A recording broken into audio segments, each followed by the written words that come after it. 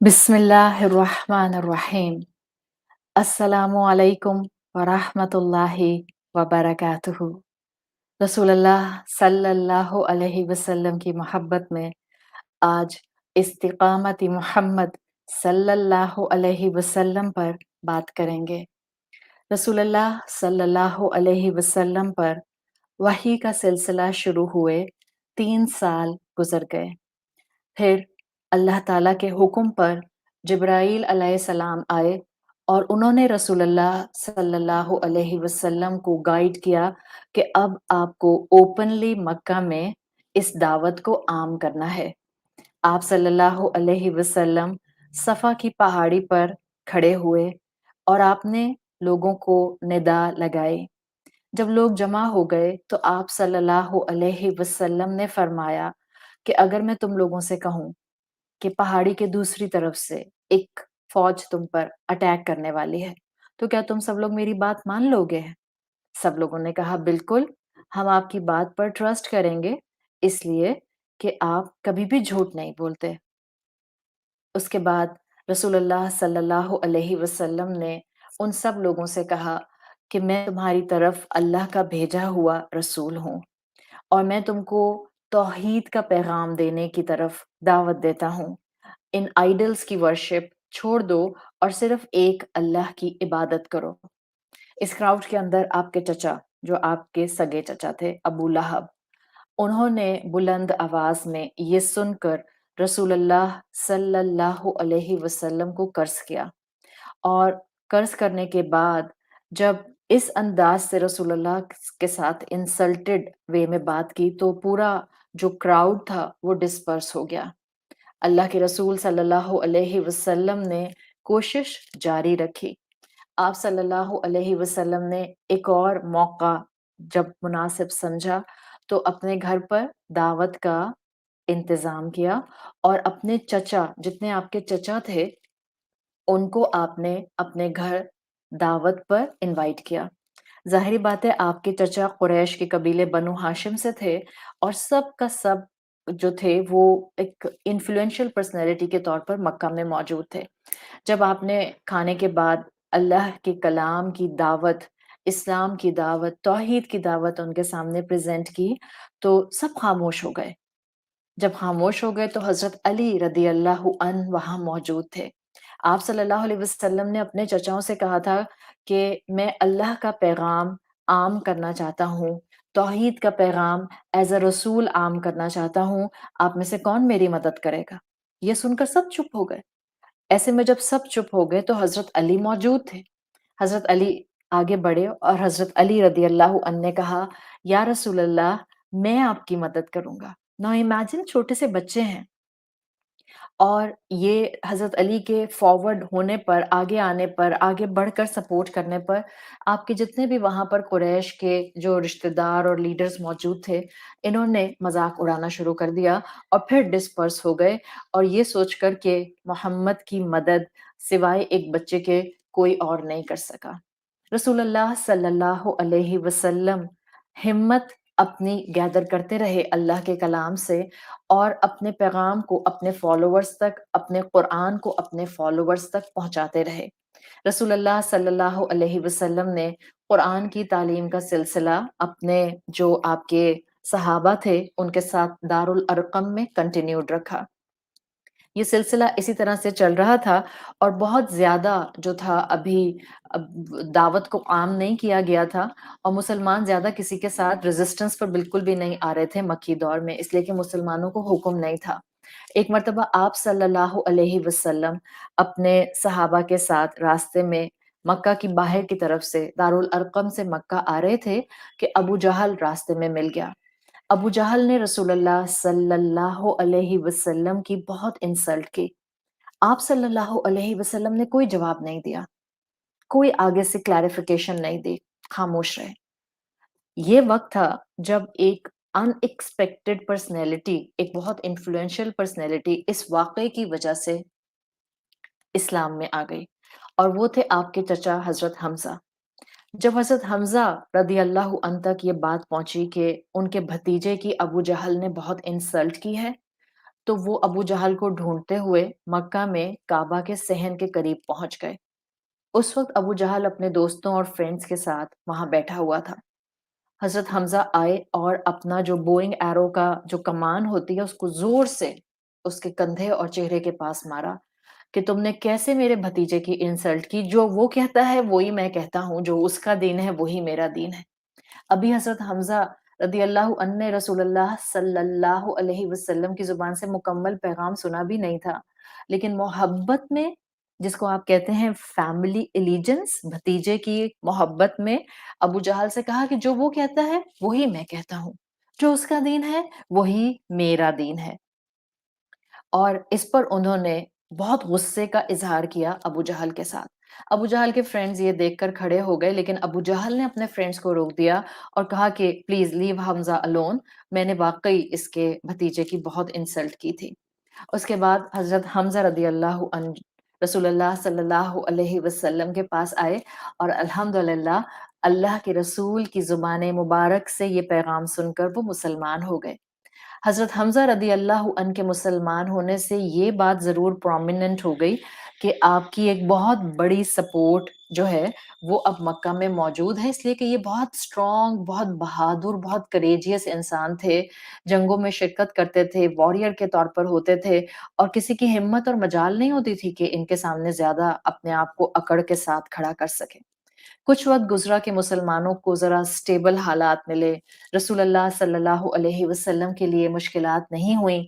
پھر قریش کے لیڈرز نے جب یہ فلو دیکھا کہ آہستہ آہستہ لوگ مسلمان ہو رہے ہیں، وہ آپ کے چچا ابو طالب کے پاس آئے اور ان سے کہا کہ جا کر اپنے بھتیجے سے کہیے کہ جو بھی ہے، جو بھی کرنا چاہتا ہے خاموشی سے کرتا رہے، ہم کچھ نہیں کہیں گے، لیکن ہمارے آئیڈلز کو کچھ نہیں کہے۔ ابو طالب جو تھے وہ اس پر خاموش رہے۔ تھوڑے دن کے بعد پھر قریش کے لیڈرز ابو طالب کے پاس آئے اور اب کی دفعہ انہوں نے کہا کہ دیکھیں، آپ اور آپ کے بھتیجے کے ساتھ اب ہم جنگ شروع کر دیں گے، لڑائی شروع کر دیں گے، اگر آپ کا بھتیجا اس سب کو کرنے سے باز نہیں آیا جو وہ کرتا ہے، ہمارے آئیڈلز کو برا بھلا کہتا ہے۔ اب یہ سن کر ابو طالب پریشان ہو گئے، اس لیے کہ وہ نہیں چاہتے تھے کہ انڈر ہز نوز ان کا قبیلہ آپس میں سول وار شروع کر دے۔ یہ اس واقعے کے بعد وہ رسول اللہ صلی اللہ علیہ وسلم کے پاس آئے اور اللہ کے رسول صلی اللہ علیہ وسلم سے کہا کہ دیکھو، مجھ پر اتنا بوجھ ڈالو جتنا میں برداشت کر سکتا ہوں۔ یہ تمہارا دین اس طرح سے آگے پہنچانا، یہ اب آپس میں کمیونٹی میں ڈسٹربنس کریٹ کر رہا ہے۔ رسول اللہ صلی اللہ علیہ وسلم کو محسوس ہوا کہ جیسے اب ان کے چچا ان کا ساتھ چھوڑ جائیں گے جو اب تک انہوں نے ان کو سپورٹ دی ہے۔ لیکن اللہ کے رسول صلی اللہ علیہ وسلم نے دین پر استقامت اختیار کی۔ 3 سال ہو گئے تھے، قرآن نازل ہو رہا تھا، اللہ کا کلام آپ اپنے قلب پر نازل ہوتا ہوا نہ صرف محسوس کرتے تھے، نہ صرف آپ کو یاد رہتا تھا، نہ صرف آپ رب کے حضور نمازیں پڑھتے تھے، بلکہ الحمدللہ صحابہ کو سکھاتے تھے، صحابہ کے ساتھ مل کر نمازیں پڑھا کرتے تھے۔ 3 سال کا عرصہ کافی ہوتا ہے استقامت اختیار کرنے کے لیے۔ We have a rule and we have a principle from Sira at this point۔ 3 سال تک رسول اللہ صلی اللہ علیہ وسلم کے اندر کسی قسم کا شک شبہ نہیں تھا۔ جو غار حرا میں ہلکا سا ڈاؤٹ ہوا تھا، جو غار حرا سے حضرت خدیجہ رضی اللہ عنہا کے پاس آنے تک شک ہوا تھا، جو شک ہوا تھا جب ایک سلسلہ وحی کا رک گیا تھا، اب بائی دا ٹائم جب 3 سال گزر گئے، آپ صلی اللہ علیہ وسلم کو بھرپور کنوکشن تھا کہ جو اللہ کا پیغام آ رہا ہے وہ ہی حق ہے۔ ہمارے لیے بھی سبق ہے۔ اگر ہم 3 سال سے قرآن سے جڑے ہیں، اب اس رب کے دیے ہوئے احکامات پر شک نہیں ہونا چاہیے، استقامت ہونی چاہیے۔ رسول اللہ صلی اللہ علیہ وسلم کو ابو طالب کی بات سن کر لگا کہ اب جیسے ان کے چچا ان کی سپورٹ نہیں کریں گے، اس لیے کہ قریش والے ان پر پریشر ڈال رہے ہیں، لیکن اللہ کے رسول صلی اللہ علیہ وسلم نے استقامت کے ساتھ اپنے چچا سے کیا کہا، جس کا مفہوم آتا ہے، انہوں نے کہا کہ اے میرے چچا، اگر یہ لوگ میرے رائٹ ہینڈ پر سورج اور میرے لیفٹ ہینڈ پر چاند بھی رکھ دیں، تب بھی میں اس دین سے نہیں پھروں گا یہاں تک کہ اللہ تعالیٰ اس دین کو وکٹوریس کر دے یا میری جان ہی چلی جائے اس دین کی سروس میں۔ جب چچا نے یہ سنا تو ان کو اندازہ ہو گیا کہ ان کا بھتیجا اس دین پر استقامت اختیار کر چکا ہے، اور انہوں نے اپنے بھتیجے کو نوشن دے دیا that he will be with him till his last breath. اور انہوں نے واقعتاً یہ کر کے دکھایا کہ پھر اپنی زندگی کے آخری سانس تک رسول اللہ صلی اللہ علیہ وسلم کو سپورٹ کیا۔ اس کے اس واقعے کے بعد بھی کئی مرتبہ قریش کے لیڈر حضرت ابو طالب کے پاس آتے رہے اور ان سے کہتے رہے کہ اپنے بھتیجے کو پریشرائز کیجئے، لیکن اب ابو طالب نے اپنے بھتیجے سے کچھ بھی نہیں کہا، اور اسی طرح سے انہوں نے یہ سلسلہ جاری رکھا۔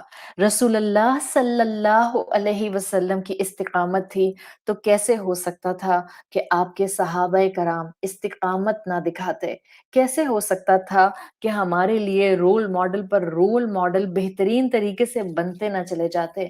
جہاں رسول اللہ صلی اللہ علیہ وسلم نے استقامت اختیار کی، وہاں ہر صحابی رسول صلی اللہ علیہ وسلم نے استقامت اختیار کی۔ قریش کا زور چلتا تھا، قریش کی پرسیکویشن بڑھتی تھی ان ویک مسلمانوں کے اوپر جو کہ طبقات میں، سٹریٹا میں، فائنینشیل پوزیشن میں، کسی فیملی پوزیشن میں، ٹرائبل پوزیشن میں کمزور ہوتے تھے، اور وہ اکثر و بیشتر ان کمزور مسلمانوں کے اوپر نہ صرف وربل پرسیکویشن بلکہ فزیکل پرسیکویشن بھی کیا کرتے تھے۔ ہم نے بات کی تھی کہ حضرت بلال ابن رباح حضرت ابو بکر صدیق رضی اللہ عنہ کی دعوت کے اوپر، اس انسینٹیو پر مسلمان ہونے کی طرف بڑھے تھے۔ جیسے اسلام اور مسلمان اور پیغام رسول صلی اللہ علیہ وسلم بڑھتا گیا، جیسے جیسے استقامت محمد صلی اللہ علیہ وسلم بڑھتی گئی، ویسے ویسے اور جو ساتھ آپ کے صحابہ تھے ان میں بھی ہمت آتی گئی۔ حضرت بلال رضی اللہ عنہ اور ان جیسے وہ غلام جو رسول اللہ کے پیغام پر لبیک کہہ چکے تھے، ان کے مالک جو کہ نان مسلم تھے، قریش تھے، اور ابھی تک اسلام کی دعوت کا رخ نہیں کیا تھا، انہوں نے مسلمانوں پر ظلم بڑھا دیے۔ امیہ بن خلف جو کہ بلال ابن رباح کا مالک تھا، وہ ان کے گلے میں رسی ڈال کر ان کو پیٹ کے بل لٹا کر مکہ کی پتھریلی ریتیلی زمین کے اوپر بہت دیر تک گھسیٹا کرتا تھا، اور جب خود تھک جایا کرتا تھا تو نوجوانوں کے حوالے یہ رسی کر دیا کرتا تھا۔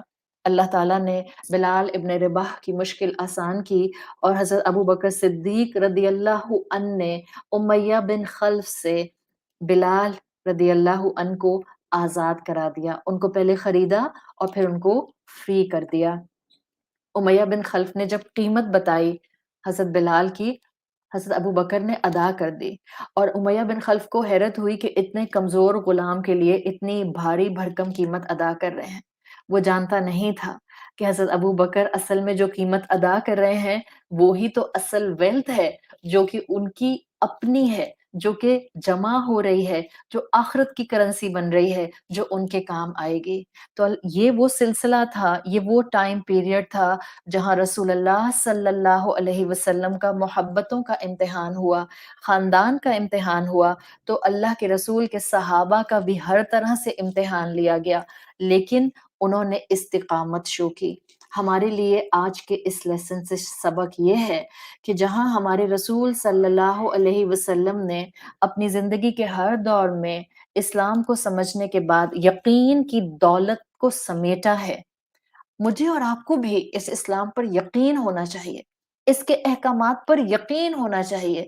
جو یہ ہیں یہ فائدہ مند ہیں، جو یہ ہیں یہ میری دنیا اور آخرت کی بھلائی کے لیے ہیں، جو میرے رب نے اور میرے رسول نے مجھے حکم دیا ہے اس میں میری خیر ہے، چاہے مجھے اس کی حکمت نظر آتی ہے یا نہیں آتی۔ اور یہ بات بھی اس پیریڈ آف سیرت رسول صلی اللہ علیہ وسلم سے واضح ہوتا ہے کہ ہم آزمائے جائیں گے، ہم اپنوں سے آزمائے جائیں گے، ہم پر اپنوں کی آزمائش آئے گی۔ کبھی آپ کے اپنے آپ کو ہرٹ کریں گے، کبھی آپ کے اپنے آپ کی ایکسپیکٹیشنز پر پورا نہیں اتریں گے، کبھی آپ کے اپنے آپ کو وہ تکلیف دے جائیں گے کہ زندگی بھر آپ کے دل پر ایک زخم رہ جائے گا۔ ایسے میں اگر کوئی چیز آپ کو اخلاق پر، اعلیٰ ظرفی پر، استقامت دین پر اور دین کے کنوکشن پر قائم رکھ سکتی ہے تو وہ صرف اور صرف قرآن سے محبت اور رسول اللہ صلی اللہ علیہ وسلم کو فالو کرنا ہے۔ اللہ تعالیٰ ہمیں بھی اس دین کے اوپر استقامت اور اس کا یقین اور اس کا کنوکشن عطا فرمائے۔ سبحانک اللہم و بحمدک نشہد ان لا الہ الا انت نستغفرک و نتوب الیک۔ السلام علیکم ورحمۃ اللہ وبرکاتہ۔